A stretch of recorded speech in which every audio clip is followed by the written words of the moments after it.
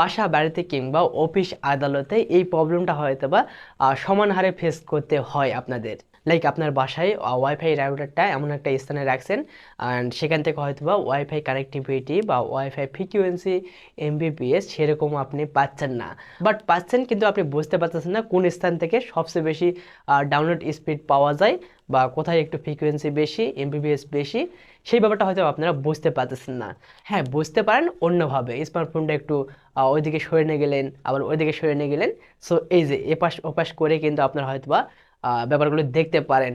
যদি আমি বলি, এরকম আর আপনাকে কাজ করা লাগবে না, জাস্ট আপনার স্মার্টফোনের ক্যামেরাটা যখন ওপেন করতেছেন ডিরেক্টলি কিন্তু আপনি 3D মোডে দেখতে পাচ্ছেন কোথায় কীরকম ওয়াইফাই কানেক্টিভিটি, ডাউনলোড স্পিড কীরকম, সেই ব্যাপারগুলো কিন্তু 3D মোডে দেখতে পারবেন। ফ্রিকোয়েন্সি কত সেই ব্যাপারগুলো দেখতে পারবেন, ডাউনলোড স্পিড কত। তাহলে ব্যাপারটা কেমন হয়? হ্যাঁ, এটা কিন্তু একটা অ্যাপের থ্রুতে এই সমস্ত ব্যাপারগুলো দেখতে পারেন। এনিওয়ে, অ্যাপ্লিকেশনটার নাম হচ্ছে ওয়াইফাই এয়ার। তো প্লে স্টোর থেকে কিন্তু আপনি এটা ফ্রিতেই ইনস্টল করতে পারতেছেন।